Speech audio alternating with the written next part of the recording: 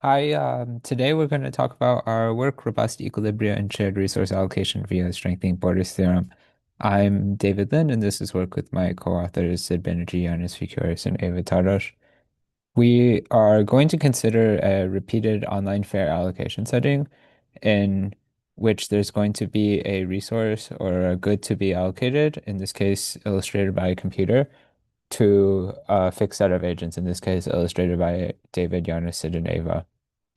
This is going to be a repeated online setting where in each discrete time step, each agent is going to draw some value for the resource being allocated, and this will be a value private to them. And then the principal, without having direct knowledge of the value, is going to have to decide who to allocate the item to. So in this case, maybe they can decide to allocate it to Sid. And then in each round, this is going to repeat.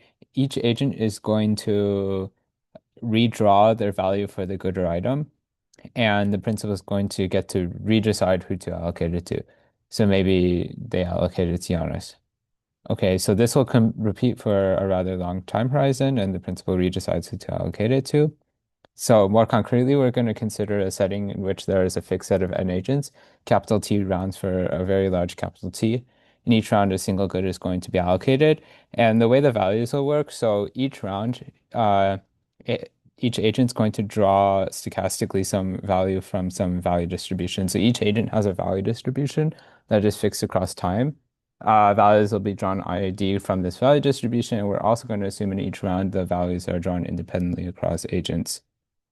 Um, we're going to assume that agents' utilities are additive across time and that they simply try to maximize the total utility summed across time that they receive.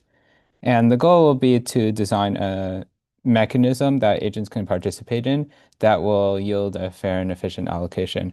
We're going to assume that the mechanism doesn't have direct knowledge of the agent's values and that we're in a setting in which we're not allowed to charge the agent's money, so we can't use monetary transfers in the mechanism.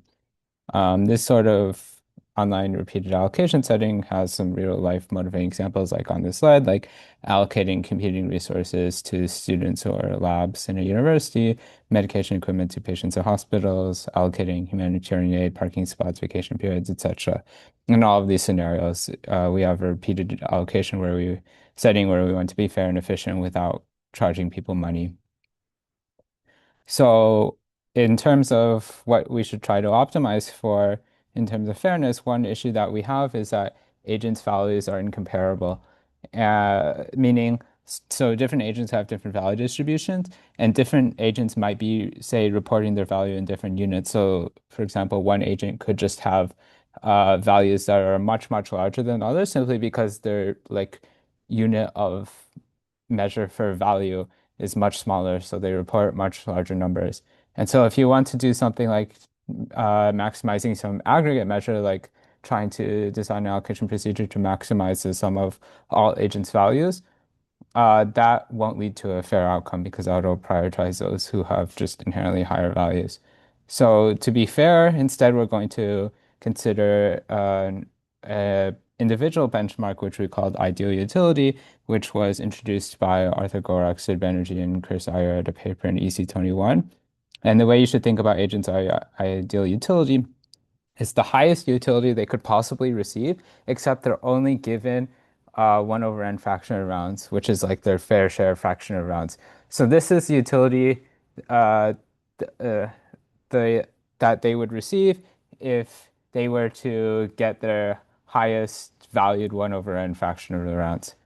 And so maybe in an ideal world, you want to try to make an allocation procedure such that every agent achieves their ideal utility. But this isn't possible because different agents' top 1 over n fraction rounds may conflict in that they overlap. And in any given round, you can only allocate the good or item to one agent. So if there's some overlap, it won't be possible to guarantee each agent their uh, ideal utility. And so instead, we're going to try to approximate it. We're going to try to guarantee each agent some lambda fraction of their ideal utility. Um, you can show that this is not possible in the worst case value distributions for any lambda bigger than this number 1 over n to the n, which is for large n about 1 minus 1 over e or about 0.632. You can show this using some balls and bins argument with worst case value distributions if each agent has a Bernoulli 1 over n value distribution that due to this conflict, this is the highest you could possibly hope for in this case. So we're going to try to come up with the mechanism that achieves as close to this upper bound as possible. And indeed, there is a rather simple one that we're going to show first that achieves this at some equilibrium. And so just as a warm-up, let's say this is called simple mechanism. And the way it works is each round, every agent can do one of two things. They can either request the good or not. They have their budget limited in how often they can request. So they can only request 1 over n fraction of the time. And the way the allocation procedure will work is that among requesting agents, the item will just be allocated uniformly at random. So just as an illustration of how this works, so this time will proceed. In each time, say there's going to be a set of requesting agents, say Ava, Giannis, David. The item gets allocated uniformly at random. If no one requests, then the item is thrown away, and then this will continue on until the end of time. So now let's analyze why this mechanism sort of works. Well, there's a natural threshold strategy where so each agent can request up to t over n times. How about they just request when their value is in the top 1 over n quantile of their value distribution? And one can show that this forms an equilibrium in that no agent can deviate from this strategy profile, assuming others play this strategy without gaining some vanishing amount in extra utility in the vanishing in the time horizon. And so this is sort of an equilibrium because if everyone else is following the strategy and you just have a budget of t over n times, you can request, you might as well request on your highest valued rounds, roughly speaking. Okay, so why is this good?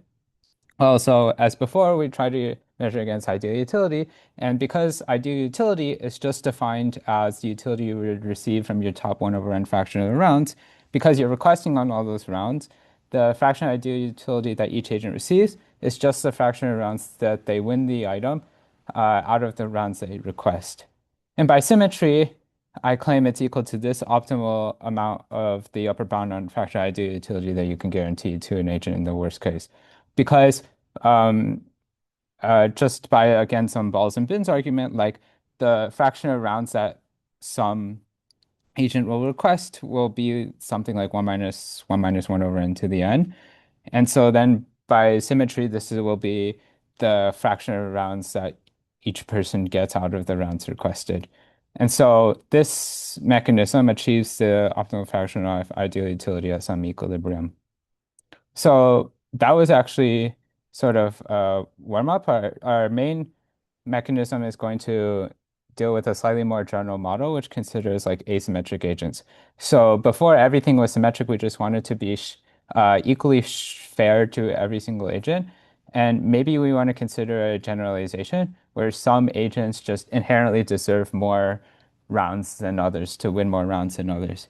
And this can be motivated by real life examples where, say, you're allocating a computing resource among different labs at a university, and some labs are just bigger. Maybe they just have more students or whatever, and they just inherently deserve more rounds than others. Like, how can we capture this? The way we do this is we're going to assume that each agent has some exogenously given fair share alpha I, and the fair share summing to 1 across agents. So this sort of the fair share alpha I measures the like fraction of rounds that they have a sort of right to, like the fraction of rounds in a fair world that they would receive. So before we're gonna have this special case as before, where each alpha I is equal to 1 over n. So equal fair shares, which represents equal importance. Okay, so in this more general model with alpha i's can be different, I'm going to redefine the ideal utility, which instead of being the highest utility given 1 over n fraction of rounds, it's now just the highest utility given the alpha I fair share fraction of the rounds. And then again, we're going to try to guarantee each agent a high fraction of ideal utility. The upper bound now will be 1 minus product over I, 1 minus alpha I, which is still at least 0.63. And so our main mechanism that we're going to consider is a generalization of the simple mechanism that I presented for equal fair shares. So again, the way it works is each agent's going to be able to request the good or not in each round. And now we're going to change it so each agent can request up to their fair share fraction of the times. And then The way the simple mechanism works is we allocated randomly among requesting agents, but we use the uniform allocation rule.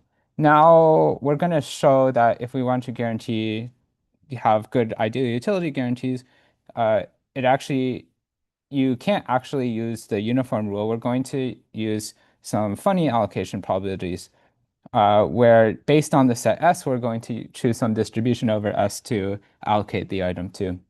So the notation is so PIS will be the distribution where PIS is the probability that we allocate the item to agent I when a subset S requests. And our main part of this work is going to be setting these PISs carefully. Um, so again, sort of similarly, we have this natural equilibrium where each agent just requests now when their value is in the top alpha I quantile of the value distribution. And using the same reasoning, the fraction of ideal utility that each agent gets is this. So this is the probability that they win the item conditioned on them requesting. And so what we want is that this probability, where S is the set of requesting agents, which is drawn from an equilibrium distribution where each agent requests independently with probability alpha I, we want this to be equal to this number, which is the optimal fraction of ideal utility in this case. And so how do we set PISs to equal this? I claim that there do exist ones. And the way we do this is it's connected to this thing called Borders theorem from mechanism design, which sort of works as follows. So we're going to argue that PISs exist using the max flow min cut theorem with this flow network. So this flow network is going to have a layer of nodes corresponding to each subset, and out of the source are going to be a subset of agents, and out of the source there's going to be edges going to the each subset with capacities equal to the probability that that subset requests that equilibrium. And we're also going to have a layer of agent nodes and nodes, and out of each agent node going to the sink is going to be an edge with capacity equal to the probability that we expect them to win at equilibrium. And so the edges between these two layers from subset to agents are going to transform probabilities that agents request the item to agents that are to probabilities that they win at equilibrium. And then so you can argue that this flow network has a flow that saturates all the edges here or all the edges here, if and only if there exists allocation probabilities to satisfy this conditional expectation. And you can actually show using the the max flow min cut theorem that this flow network indeed has a flow of sufficiently high value to guarantee existence of these allocation probabilities. So that's how we do equilibrium. And actually, the mechanism we presented is the first mechanism ever in this setting to have this such optimal equilibrium result. Actually, previous work has focused on a different type of guarantee, which is a robust guarantee, which are guarantees that hold regardless of other people's behavior, so not necessarily at an equilibrium. And what that looks like in our setting is like asking the question, um, can you give a strategy in some mechanism to guarantee each agent some fraction of that ideal utility, regardless of the other agent's behavior, as long as they follow that strategy? And actually, in our mechanism, so now what we're going to do is we're going to show that not only by setting these allocation probabilities, we can gain an optimal equilibrium, but we can also simultaneously achieve this sort of robust guarantee that was previously investigated by previous work, such that each agent, by following the natural strategy, will gain half of their ideal utility, regardless of the behavior of others. So, okay, so how do we do this? Well, again, what we want is that this expectation, the probability that an agent I wins, conditioning on requesting, is at least half to get half the ideal utility. But now instead of S coming from some equilibrium distribution where agents are assumed to be following the strategy of requesting with probability alpha I each independently, uh, you want to consider arbitrary behaviors by other agents other than I. So S can come from some arbitrarily, in particular, like they can bid with some arbitrary distribution over requesting agents, arbitrarily correlated in agents chain not equal to I, as long as they satisfy their like request budget. And so this could actually turn out really badly for agent I if we don't set these PISs correctly. Because so say in this illustration, say I'm agent I and Giannis, Sid, and Ava are the other agents. They can say collude to request exactly one agent at a time without ever conflicting with each other. And then say if my fair share alpha is small, then their total fair share is close to one. So they can request one at a time for almost the whole time period. And then what can happen is if I'm not winning with very high probability when both me and one of them request, then I can get a very low um, fraction of my ideal utility. So at the very least, what I want to do is I want allocation probabilities to bound the probability that any agent J wins when both me, agent I, and J request to be, say, about at most around a half. That way, when they do this sort of strategy, I win at least like say around half the time to get half of my ideal utility. And what I claim is that actually this condition suffices for this robust guarantee against any sort of strategy by the others. And the way you can see that is suppose they don't use this strategy. Suppose they do something else where instead of requesting one at a time, say they request two at a time. Well, due to the requesting budget constraint, if they request two at a time, they can only request for about half the rounds. So I should still win the half the rounds that they don't request. And so you can show more rigorously that this strategy and this strategy are sort of the extreme points, and any strategy which is some sort of mix of these two, uh, I'll still gain half of my ideal utility. And so now the question we want to ask is we want both the robustness and the equilibrium guarantee. So is it possible to find these allocation probabilities PIS such that the conditional expectation at equilibrium are correct to get the optimal fraction of ideal utility and also satisfy these upper bounds for robustness?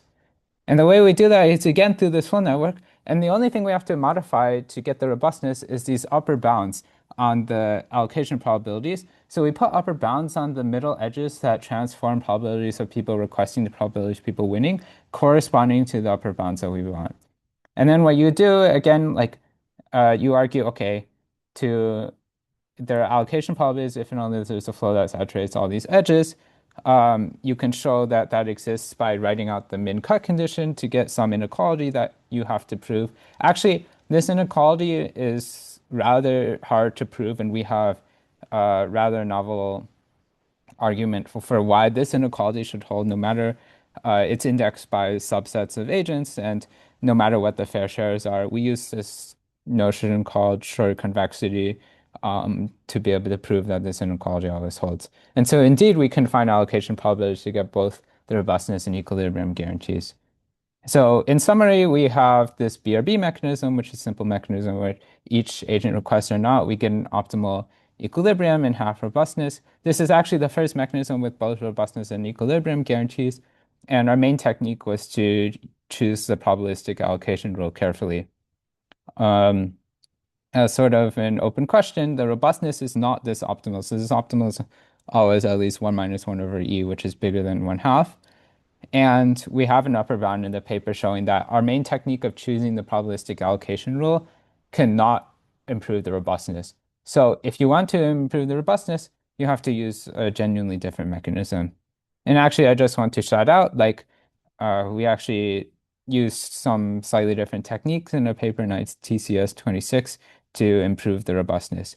But anyhow, these robustness numbers are still lower than the optimal robustness, which is always at least 0.632. So we have an open question. Is there some mechanism in which you can achieve this optimal robustness? And with that, thank you for listening.